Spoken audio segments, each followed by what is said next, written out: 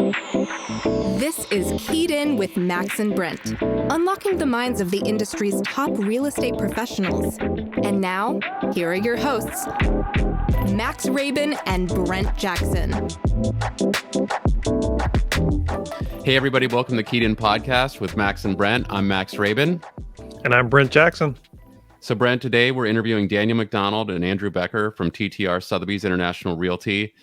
Now, Daniel and Andrew run a top-selling sales team here in Washington, D.C., and we're definitely looking forward to this one. Daniel and Andrew are going to tell us about their systems approach to real estate. They do things a little differently than I think you and I, which is, we're always interested to hear these things. So guys, welcome to the show, and it's nice to see you. Great to be here. Thanks for having us. Excited to be here. Where are you guys joining from? Just curious. Are you in town? We are in the Arlington Sotheby's office. Okay. And I'm super excited for this one because I'm a systems guy, Max, and I've been watching these guys grow, for the last, 5, 10, 15 years. Stuff that they're doing is stuff that I've wanted for our group to implement for a decade. And I'm looking forward to jumping in, learning about all their systems and how we can put some of their stuff into what we're doing out here in the field. Well, they're going to give you all of their secrets. We're going to take all of it, just all of the information. So Daniel and Andrew, how did you guys get started in real estate? How long have you been in real estate? How long have you been doing this? So we started in real estate in 2013. And I guess just to give a little more background, even we met in 7th grade. So we grew up together in Burke, Virginia, went to the same middle school and high school, went to different colleges, but had always stayed in touch and talked about going into business together. We had a painting company together in college. So we had done a little bit of work, and we got different, we started careers after college that were not in real estate. I was in financial services, and Andrew worked for the government. We both graduated in 2008. And then in 2013, we decided, sort of finally made the decision we don't want to be employees the rest of our lives. And it's time we do something. So ultimately, we landed on real estate. We got our licenses, and that was when we got licensed. We really started forming our team in 2015. And at first, it was just me full-time in 2013. Andrew was still at the government, but in 2015, he came over full-time, and that's when we really started building something a little more organized and serious. Why real estate? Good question. We had a lot of different ideas. We thought we had a great concept for the most delicious chicken sandwich in the area. And we were like really thinking about a few different ideas, but I think it was at the time we were watching, like, HGTV was getting popular. All these shows were getting popular. And, I think we thought it would be fun. It would be something that we could probably do. And it didn't require like an immense amount of capital to get started. And I think that's why we got licensed. And but we sort of went into it with absolutely no idea what we were doing. We didn't work for a team. We didn't really have coaching or mentorship at the beginning. So it was like reading and listening to podcasts and trying to figure out how can we convince someone to let us sell their house. And we sort of like just shot from the hip for a couple of years until we started to, after a couple of years is when we actually started to get into masterminds and coaching and things like that, and started to really learn how you build a business. We had started to figure out, okay, how to sell a house and maybe how to be effective in a presentation, but it wasn't for a couple of years that we learned really about running a business properly. So you were going to mastermind events in various places to learn more about this? Yeah, it was a couple years in that we thought there's other people doing this. Like, there's a lot we don't know. And I think other people are running better businesses than us. So let's try to learn from people who've already done this before. So yeah, we started going to workshops and joining other groups of realtors around the country who would get together and talk about their businesses, what was working and what wasn't. And we started to learn a lot after we did that. That's fantastic. So when you were first starting out, so you were focused on getting into real estate sales, like you wanted to be salespeople. And so what were some challenges when you first started out? Because now we're going to get into some of the systems you have in place. But when you first started out, did you not have any systems in place? Where you just tell us a little bit about first starting? Yeah, I mean, we did a lot of trial and error, shooting from the hip kind of thing, but we didn't realize the importance of having systems in place. So we quickly realized that, we would send out mailers and we'd put our cell phones on the mailers, and then we would have no real way of tracking when we got a call. We didn't know if it was a personal call or a business call. So we knew we had a problem there. And then also we didn't really want to just send mailers out and have no way of knowing if our return on investment would be there, or if we're spending money and making money or losing money. So one of the first things that we did was we put a solution where any marketing period gets its own number, right? So that number would be called letter 1. And that number goes out, and then on our phone, we would put it in as the contact. So that would call, and we know it'd be a business call from letter 1. And letter 1 was to sellers. So we know it'd be a business call, and it comes directly into our CRM as letter 1, direct mail. So we're starting to track all this stuff now. We know how many calls we got, how many appointments and agreements, et cetera, all the way through to close. The other thing would be that really helped was it would record all the calls, and it records all the calls for us. So we can go back, listen to the recording, see what the call was about. And then the last part was we didn't want to come off as unprofessional. So when you call a business, you expect to talk to someone, not get an answering machine or have it ring and ring. So we have an answering service answering 24/7, 365, any calls that we're not able to get to. We might be in a meeting or with our family and we just can't get to it. So they answer the call. They give us a summary email moments after the call is ended. And then we get that email on our phone and we can see, it was a sales call. We don't need to worry about it. Or, hey, this person called our letter and they want to sell their house. This is a hot lead. I should probably call it back. So that first and foremost transformed the way we were able to operate. And that's led to probably 1 to 2 deals that we probably wouldn't have had if we just let the call go and had no idea that a call even came in. So that's been a tremendous efficiency for probably 1 to 2 deals a month. He means a month.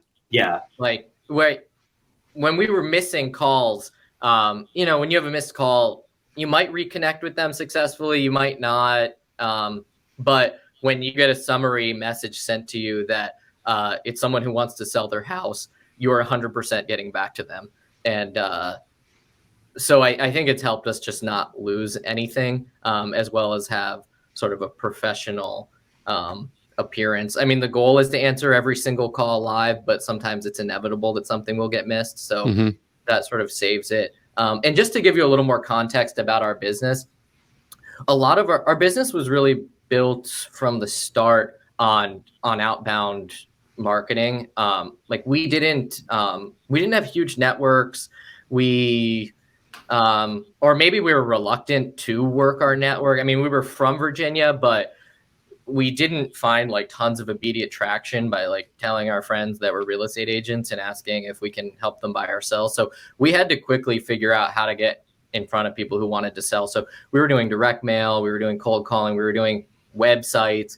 And so we had lots of different things out there to see if it might work, to see if it might get us an appointment. And that's why this was such a help to really figure out like where exactly was that call coming from and what isn't working at all and we should get rid of, and what actually is working, and we'll do more of that. So when you were first starting these, okay, so let's go back. So you're talking about the system that when a call comes in from like letter 1, and it's recording the call, or it's a 24-hour system. This isn't something you had in place right away. Is this what you've developed now, or was it a different version of it then? Tell us more about that. Yeah, it wasn't something that we started with. We started with putting our cell phone numbers on our the cell phone, right? Okay. Better, but as we grew and really had to become more efficient, so we didn't lose deals or lose opportunities. Yeah, this is just one of a part of the entire platform that we have working in tandem together. I think in the sequence of time, we started out with nothing. Then it went to spreadsheets. then it went to, we started to learn about software. There's lots of software out there in real estate. And we started to do tons of research, and we found a lot of good tools. We found lots of things that were really helpful, helpful for tracking, helpful for reporting, for communicating. And we put all this stuff together, and that was probably 2-3 years into the business. We started to do that. And it started to work, and it was a good solution. But then a couple things happened. Number one, it like very quickly got really expensive. We almost didn't even notice it till we started to look at the bills. And we were like into the multiple thousands of dollars per month with all these tools. And then on top of that, I remember this might have been one of like the initial things that got us on the path that we ultimately went on, which was we were presenting at an event on our business, not on software or anything, just on our business. And we were showing some slides. And afterwards, a couple of people came up to us and said, like, what was that thing you were showing? Like, what was that report? What, like, how do I get that? And like, can you build this for us? Can we buy this from you? Right. And we didn't have a way really to give it to them, because it was just like 8 different software products that we integrated. And the only way we could do it was to charge maybe either spend a ton of time for nothing, or charge a one-time fee to sort of build it for them, which would take a long time. It was like totally not any way we could deliver this in a reasonable way. So we thought, number one, it has to be sort of on one system. And number two, it has to be something that doesn't require building again for one person. Mm-hmm. So we ended up realizing if we were going to give this to other people, which it seemed like a lot of people were asking for it, we needed to come up with something that we needed deliverability, like fast and easy deliverability. So we did that, but we've only had that now for the last 3 years or so. So you developed your own platform? Yes. Is that the platform you developed with Salesforce? Yes. So nice. Correct. Yeah. Mm-hmm. Yeah, and it didn't start off like Dan said. It was kind of like a hodgepodge of all these different accounts. And sure. Number one, it was expensive. Number two, it was hard to maintain. If something broke, we had to figure out what part of the 8 or 9 different accounts or systems broke it. So it became difficult, but we realized, and this was through a lot of, I demoed for like 3 to 6 months with every CRM out there, even talked to consultants about building it from the ground up. But we landed on Salesforce, number one, because we knew data was going to get protected and they had good servers and it was never going to shut down or break, right? So that was first and foremost why we landed on Salesforce. But the second part was it was all native and it's all one system on the Salesforce platform. We don't have to connect 8 or 9 different systems. It works and it gets delivered to a customer through a downloadable link in a matter of minutes versus, hey, if you want it, here's the blueprint. We have to find someone to build it. It's expensive. It's time consuming. Now it's just almost instantaneously delivered to a customer. Brent? And can you guys go, again, I'm in awe of the systems. I'm going back thinking we just implemented, we've been doing this for almost 20 years and thousands of dollars a month in flyers. We just did our first letter. We followed Andrew and Daniel and their scheme. We met with them a few months ago. So we got our first letter out. We have a buyer in Forest Hills, which we do. It just dropped this week, Max, and we're getting bombarded with calls. And the way that it's set up for us is it rings me for 10 seconds. It rolls over and rings Rob for 10 seconds. And then if Rob misses it, it goes to the answering service, which is great because we've had 5 calls and, bless Rob's heart. He'll answer every single phone call. I think I haven't answered one. He's answered 4, and they're all 4 like, take me off your damn list. I hope you die, and things like that. And then even the one that the answering service picked up, they have caller ID, but we have a scripted, 4 or 5 questions that they asked. They did give us the address. They did not give us their email. They did not give us the time frame of when to sell. and they gave us a fake phone number, but the caller ID picked up their real phone number. I had Rob call them, and same response, like, take me off your list. But all it takes is one person to call. Sure. And we have a legitimate buyer. So That's good. I think that it's a great system. And it's like a small portion of what they're doing with their database. And you guys can even go into like the ISA, which that's a whole nother gamut in the industry. So yeah, I have my follow-up question to you guys is, so maybe you could walk us through one whole marketing patch for you guys. So I get letters from you guys too, just so you know. Like you guys blanket the area. I think I've got a few letters from you guys, but it's not to say that there. Obviously, we're out here. We are definitely looking for listings in our market all the time, but particularly lately, we have a super low inventory. So how do we find these people? How do we get to them? Sending out letters, cold calls is a very traditional thing. Are people still doing it as much? Not so much, but you guys are still doing it. So like when you do a letter, right? Talk to us a little bit about how many letters go out on one marketing campaign. Give us an idea. Roughly, I mean, it changes, and we look at our data and see, what this letter was made up of, what that letter was made up of, and then we have different campaigns for different ideas and locations. But anywhere, I would say roughly 5,000 to 8,000, maybe 10,000 pieces. Yes. It just depends on what the list is made up of. So it's a lot. I mean, it's a lot. It's more than the typical like standard postcard mailing campaign. Obviously, those postcard mailing campaigns are very expensive. We're sending out like glossy stuff. So I mean, it's an expensive venture to do this. So you having the systems in place, once you have sent all these pieces out, if you don't have the right systems to gather the data back, you're kind of blowing it, right?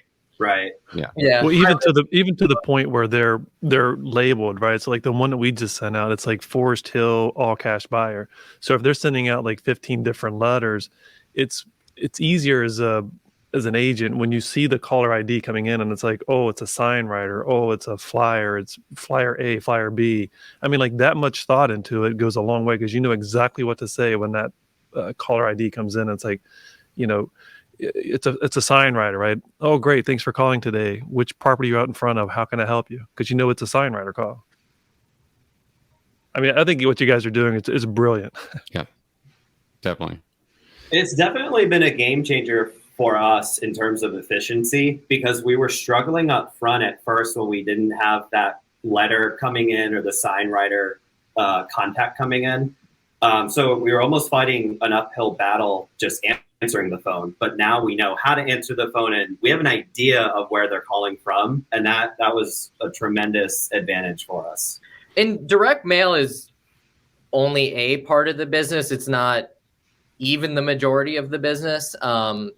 But we do this type of preparation and system around any marketing campaign, including online. Are you guys still doing the classic cold call as well? We stopped. It worked for us for a long time, but we don't do any of it anymore. Just too many hangups and too many and it's, what is it? Why don't I'm just not any. Yeah, why did we end up working? I mean, we didn't do it. We didn't do it ourselves. We had people working for us who did it, and I think now we're sort of in a world where a lot of people don't answer the phone. Like it eventually just sort of stopped being productive, and that was really why. I think for the first few years, people would pick up and we got a lot of conversations that way. And it was a lot of no's, but there were yeses and it led to appointments. But we probably, when we stopped, which is probably a couple of years ago now, there was probably a 6-month period before we really completely pulled the plug where we were getting virtually no success from it at all. Yeah. So I guess back to Max's question. So you've sent out a letter to Georgetown. Can you walk us through the process of when that call comes in, who it's going to, where it's recorded, to who's going to meet the person? Yeah. Andrew, do you want to take that? Sure. So I guess it starts with we come up with an idea to send a letter to Georgetown in your example. We get a phone number and we label it Georgetown mailer. We put it in our system as Georgetown mailer, and the system's connected, so it automatically will flow in, so it's ready to collect that data point and that call. So we send out the mailers, and people start calling. How we have ours set up, it's through a flow where our sales team, we have inside sales agents who their main priority and their main role on the team is answering inbound calls to vet the call and see if it's worth setting up an appointment for our agents to go on in the field. So they would go and meet the person. So the call comes in, it'll say Georgetown mailer on their phone. They'll talk to the person. We have a script that they use, are you selling, when, that sort of thing. Get a really good idea of what their situation is and if we can help them. If we deem that it's something that, we can help them with, we would set an in-person appointment for an agent to go on.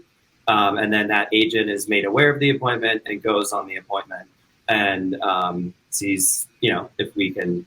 Andrew, tell them about the appointment setting, assigning, post-appointment process. Because to me, that is important and Sure. There's a huge change for us over time. So someone calls and it comes into our CRM, our Billion CRM. And it's caller ID. It says Brent Jackson. Here's his phone number. He called off of the Georgetown mailer. It's a direct mail piece. So we have a raw lead in there that way. Every lead comes in that way. So we know where it's coming from. Peter or Casey, our ISAs on the team, will have that conversation and then ultimately set the appointment, right? So now we're at the appointment stage. We hit a button and we tell the system an appointment has been set. They fill in the pertinent details. There's mandatory required fields. So we track what we need to track. So nothing kind of gets left, unknown for the agent. So there's a set of fields that get filled out. They hit, submit, and an appointment goes to the team calendar at first. We get an email. Dan and I get an email, and our operations and lead management team get emails that Peter set this appointment in Georgetown. We read all the notes. We see when the appointment is for, and we kind of read through and get an idea of what that appointment is about. Then we talk and we tell the system, okay, we want Dan going on the appointment. So we'll assign that appointment to Dan. So we'll tell the system, we'll hit a button. Dan's calendar will get populated with that appointment automatically for him with the notes included. He'll also get a notification about an appointment, and he'll be given that lead profile automatically. So he'll be able to read everything he needs to read, see who said it, what campaign it came from, pretty much have a really good idea of what that appointment is about. He'll prepare, he'll go on the appointment, and then he'll tell the system when he holds the appointment, regardless of what happens. If it was held, not held, you name it. He gets reminded. It says, Dan, tell us what happened on the appointment, automatically out of the system. So in the past, we set a lot of appointments and we'd be like, hey, what happened on this one? Where are the notes on that one? This took the manual follow-up out of it for us by automatically reminding us that Dan went on this appointment and he's yet to submit his post-appointment notes. So Dan fills out his notes, and then we get an email saying, Dan went on the appointment. It was held. He signed it. Here are the notes. It was an in-person. Everything that happened on that appointment gets sent directly to us. And then behind the scenes, all the reporting that's built into our CRM is getting updated in real time. So when the lead came in, that marketing was updated with one call from that marketing Georgetown piece. An appointment was set. So now we're tracking that this one call came in. We have one appointment from it. Dan signed it. Peter set the appointment. So he's responsible for setting one appointment from the Georgetown mailer. And then that tracks all the way through a closed deal, essentially. So the entire time, we're just updating the system in real time, getting those numbers in real time and the data input in real time. And that saved us a tremendous amount of manual work and really is kind of the main reason why we're able to focus on other things, because that's not really on our radar anymore. Just because there's multiple layers of helpful reporting there. So not just that the direct mail piece, the Georgetown campaign led to a signed agreement, but also that Peter set up a signed agreement, that Dan got a signed agreement. So my conversion rate, which is constantly being tracked, has now improved a little bit. Whereas if I had sent that back and it wasn't signed, my conversion rate's dropping a little bit. So it's got analysis of like every element of the business from the advertising to the people who are working in the business. So there are some other CRMs that do similar things, but yours sounds like it's obviously tailor-made for what you guys enjoy about tracking these various data points. Are you licensing this? I mean, if you created a whole piece of software, it sounds like, is this something that like, this is another business for you guys? Correct. Mm-hmm. Yeah. So we formed a partnership with Salesforce to build our concept on the Salesforce platform. And it's a new company where it can now, where our exact model, what we use in the business, can now be used. And like Andrew said before, you can now download it and have it in a couple of minutes, and you don't really have to develop anything or create anything on your own. Amazing. And I'm not sure, maybe there's one other mega team down in Virginia that kind of does what you guys do, Carrie Shaw, but I don't think outside of her and the DMV, to my knowledge, anybody's doing what you guys are doing. Again, can you talk us, so you guys started in 2013, everybody gets their grounding and trying to find out their way in this industry. So when you guys found your way, can you quantify how your new platform has grown your business? Meaning, like, how much you guys doubled your business, tripled?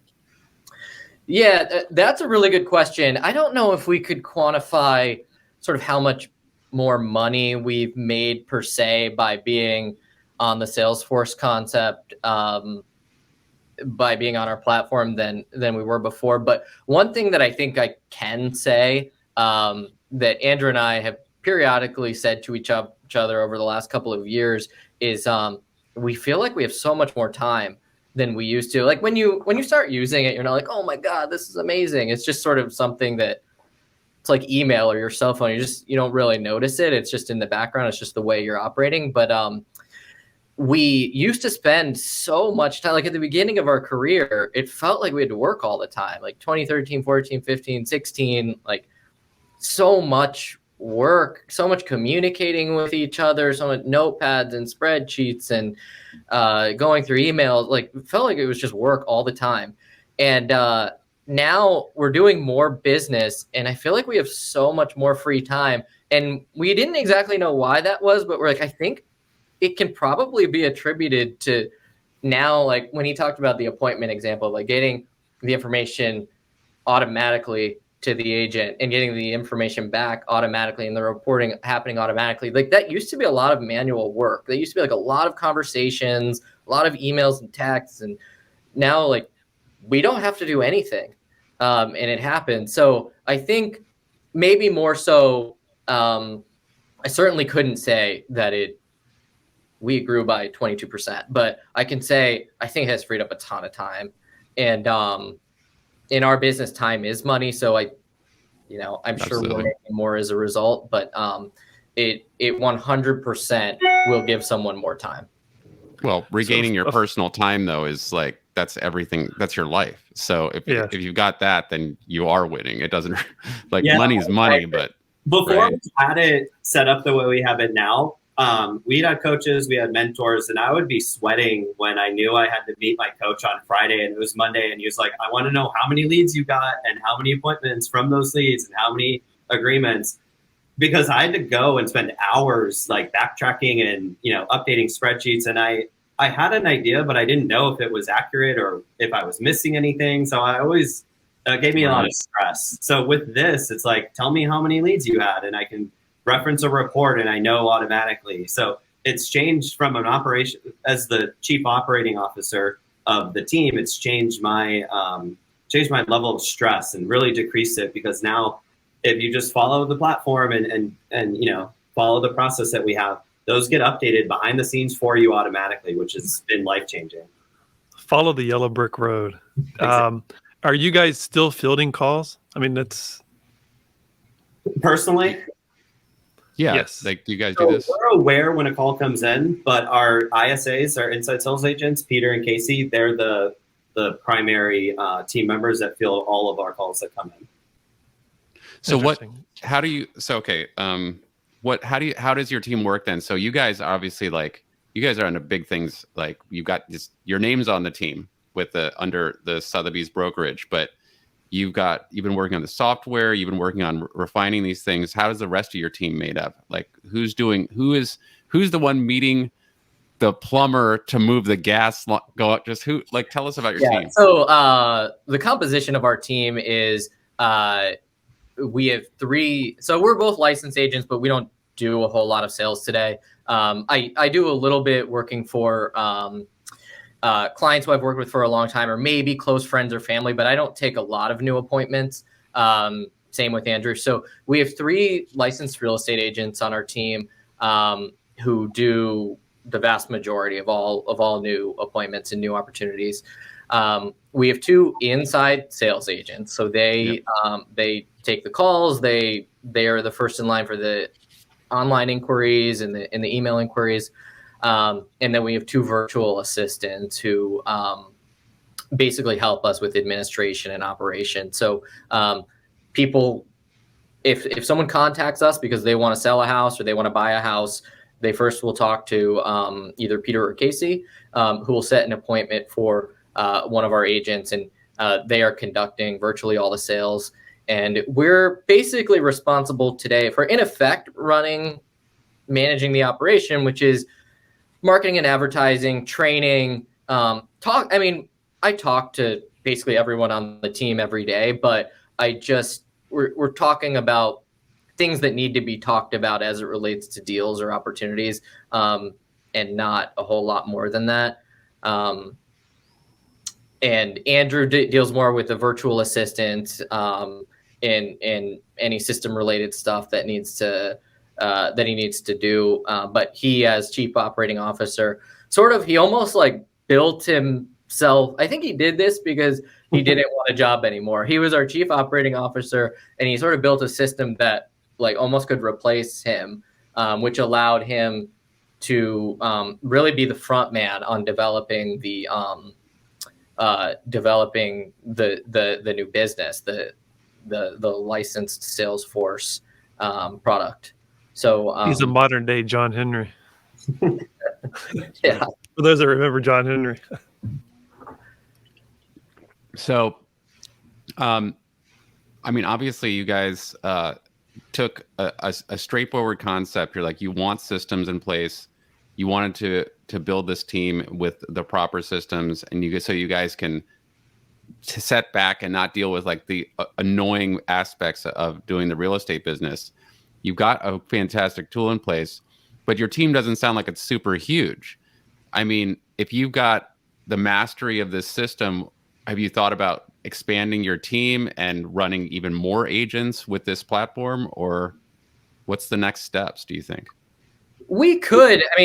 There are so many possibilities. In fact, we have we're in a beta group now, and we have one of the customers in the group is a mega team. They have more than 100 licenses, and I think they do hundreds of appointments a month and more than 1,000 deals a year. So they're on the system. So you can operate a business like that off of the platform. I think Andrew's focus now is becoming helping other agents and teams start to get on the platform, start to use it, start to adopt it, start to learn it. And I'm still mainly working in the real estate business. But I don't think at the moment we haven't made plans to grow enormously. I think we found sort of a comfort level with our existing team. People are pretty experienced. People, I think sometimes when you grow, growth is tricky. You have to really grow with the right people. That was another lesson learned along the way. So we don't have immediate plans for massive real estate growth, I would say. So with your expertise, what advice would you give? Let's say maybe it's not an agent who wants to join the McDonald Becker team, but a new agent who is trying to figure this all out. You guys have done the traditional thing and you built this technology. Is that some advice you would give to young agents? What kind of advice do you give to people right now? Advice to new agents.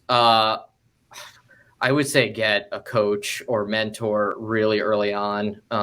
Joining a good team can be a way to do that, and do some business along the way. If you can't afford like paid coaching or mentorship, I would just really try to network with people who you look up to, who you know are experienced. I think we made big strides when we started to get advice from people who knew what they were doing. And we've always talked about, if we had gotten licensed and gotten like really effective training from the start, we'd be so much further along than we are now, instead of sort of like just guessing for a few years on what to do. So I would say that would be my number one piece of advice. And then secondly would be, don't be afraid to try stuff. There's not a one size fits all to this business. Some people are effective by calling their friends and family and open houses and networking events. And some people, like us, have had success with mail and online and SEO and these sorts of things. So just try, be creative, try anything, and just work with what works with your personality.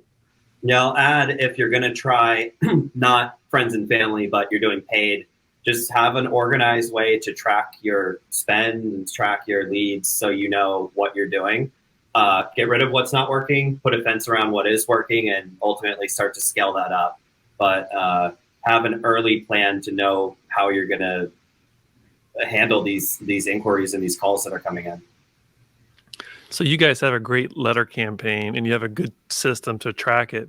Can you tell us like what letters are working out in the field, and like maybe which geographical area, if it's a neighborhood in DC or Virginia or Maryland?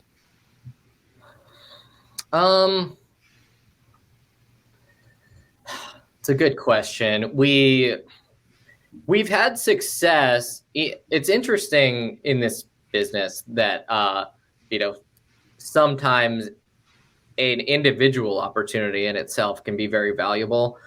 So you might send a campaign that might only translate to one, but because it was a really good one, it had a great ROI, but it doesn't necessarily mean that you get a lot of responses on that mail or in that location. In terms of what has worked, I think testimonials help. We added testimonials sort of a year or two in, and I think that helped. Is that on the front of the page, or do you guys do like both sides of the sheet? We've been using a second sheet Okay. for the testimonials.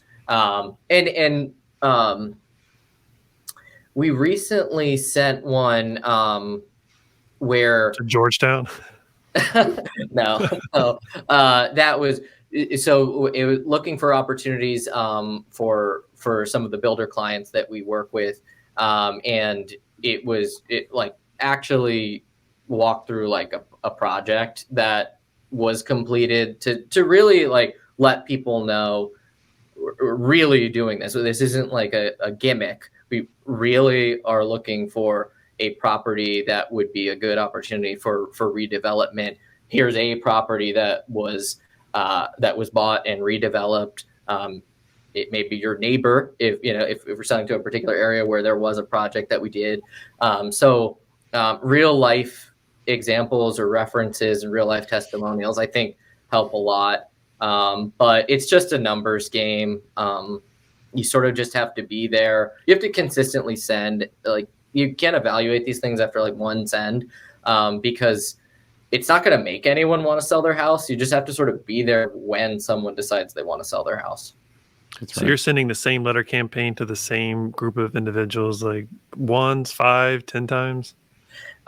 If it's producing, there are times where we'll send a letter campaign and like get almost nothing back, and we will not send to that group again. And so we sort of always have to evaluate like the group we sent to and the mail piece we sent to. And if it's a proven mail piece, it might be the place we sent it. If it's a proven place, it might be the mail piece. So we're always sort of evaluating that. But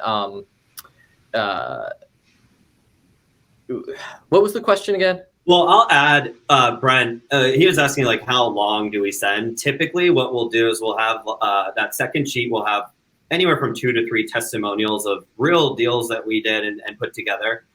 from like maybe the last mail campaign. So we'll send that on average 5 times. And then on the 6th time, we'll start over and kind of revamp the letter, have a new phone number, of course, and then swap out the testimonials from ones that we would have been given from the last mail campaign. So on average, I'd say about maybe 5 or 6 mailings per actual letter. If we're getting calls, like Dan said, if we don't get any calls, we know there's something wrong and we did something that it just wasn't working. So we might pull the plug a little early. But if we're getting calls and it's leading to appointments, 5 or 6 times before we swap it out and try another one.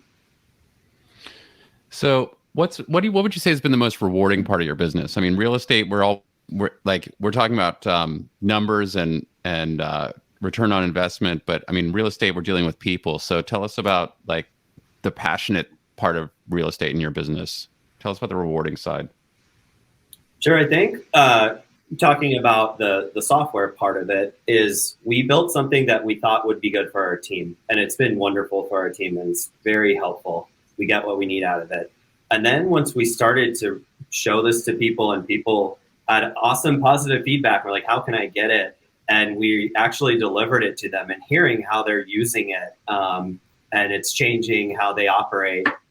Brent, when you sent me that email 2 days ago about the answering service and, you got an email and it was really cool and you were excited. I was excited because you were excited because it's something that we put together and like, I'm helping, you're now getting helped by having someone answering your calls when you can't get to it. So that was really cool. And it made us feel pretty pumped about that sort of thing.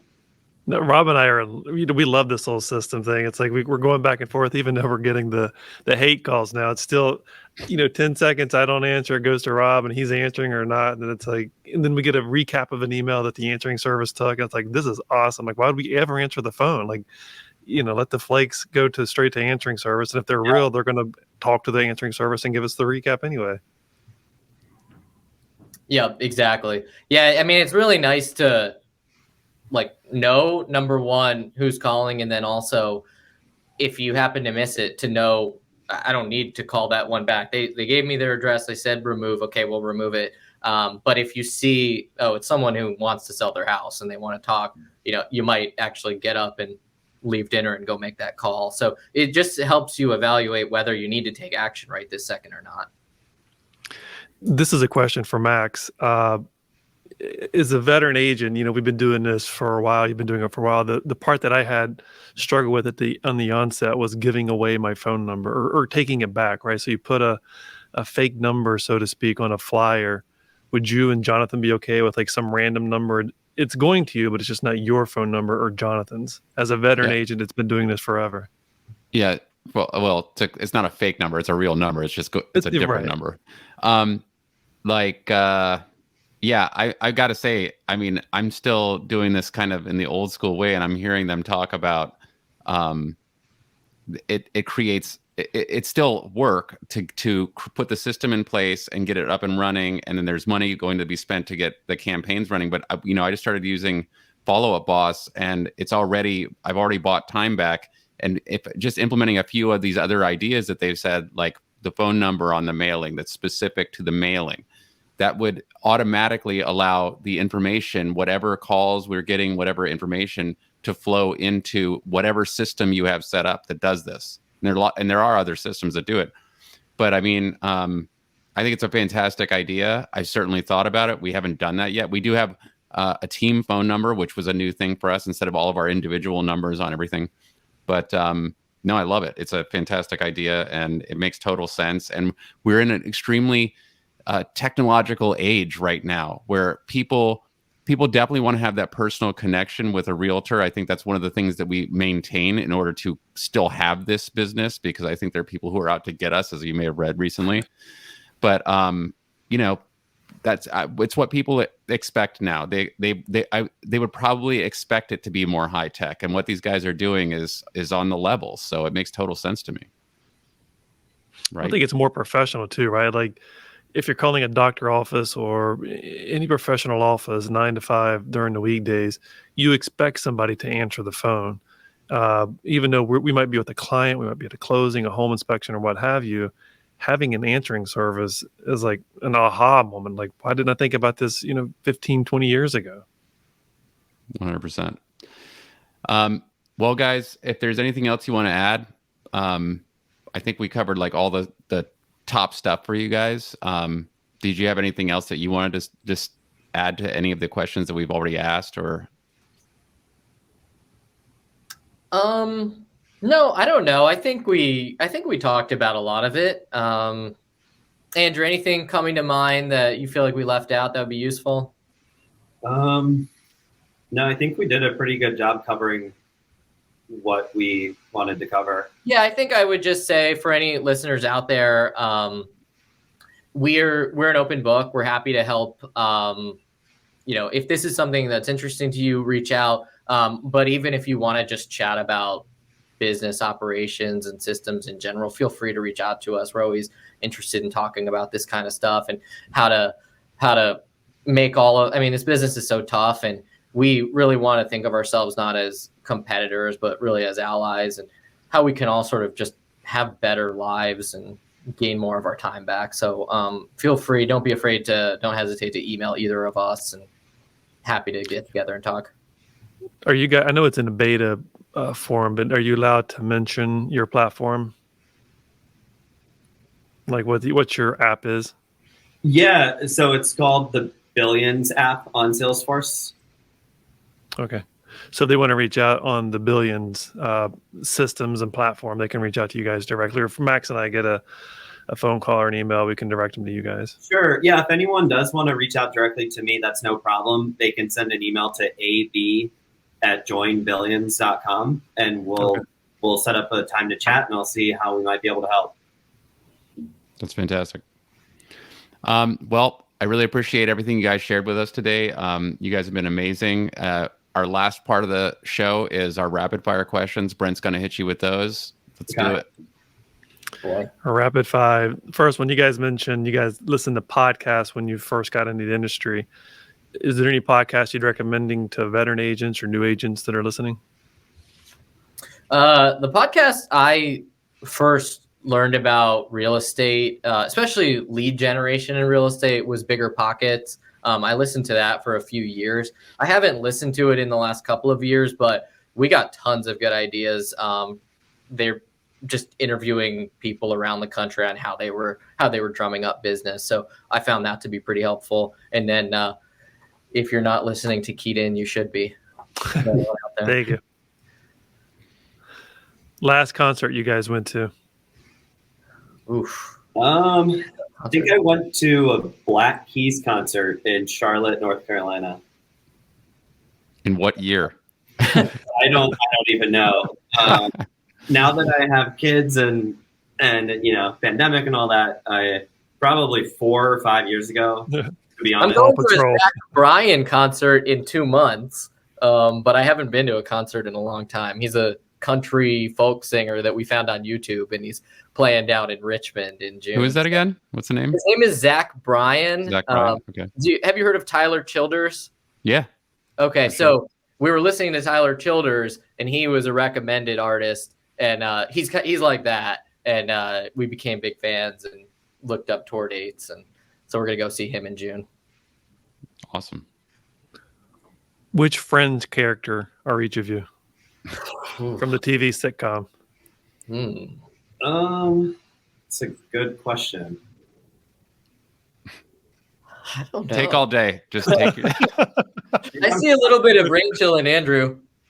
Definitely Rachel. I see a little bit of Joey and Dan. There you go. Rachel and Joey. Got it. It's awesome. What is your favorite chicken sandwich? I like the new one from McDonald's. If you haven't had that, it's pretty good. If you haven't tried it, I highly recommend that. That's so not boutique. I know. I was shocked about how much I like it. And before that, I'll have to say number 6 from Wendy's, their spicy chicken meal was my go-to. I think I'll go with the spicy chicken sandwich from Chick-fil-A.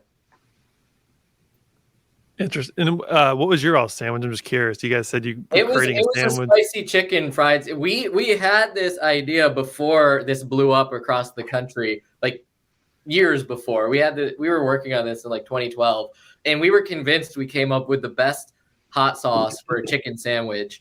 And then we started researching how to build a business around this, and I'm not sure we thought we had what it would take. So we sort of just left it alone. Yeah. But we had some delicious chicken sandwiches in the process. It was the what could have been story. We could have been the first to market with a spicy chicken sandwich that people loved, but it just didn't happen. Wasn't in the cards for us.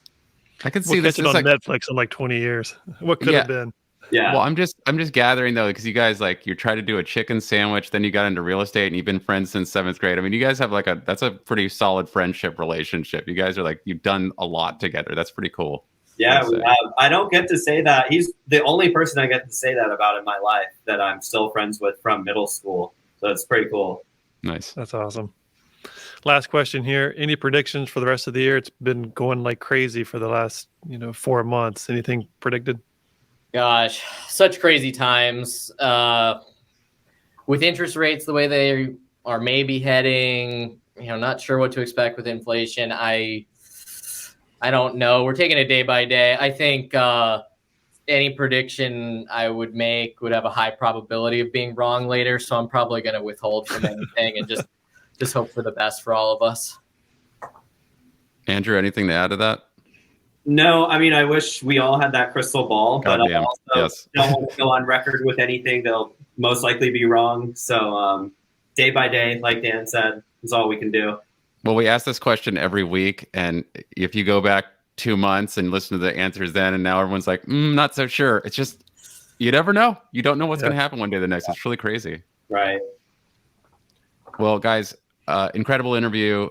Really, really good stuff. Thank you so much for coming on. We always give a donation to the charity of our guest choice. So if there's anyone you want to give a shout out to, we will make that donation. Please let us know right now. Sure. So we're big animal lovers. Dan has an adopted pit bull, Ginger. I adopted 2 cats, Frankie and Pretzel. So Animal Welfare League in Shirlington would be great. That'd be fantastic. Thank you. Yeah, thank you guys. Guys, have a great day. Thanks for coming on the show. Really Thank you, guys. Thank you, guys. Thanks for listening to Keyed In with your hosts, Max and Brent, unlocking the minds of the industry's top real estate professionals. For more information on selling your home, find us online at KeyedInPodcast.com. Remember to subscribe to Keyed In on Apple Podcasts or wherever you like to listen to podcasts. Follow us on Instagram at Keyed In Podcast, at Rabin Max, and at Brent E. Jackson. And follow Max on TikTok at MaxwellRabin_properties.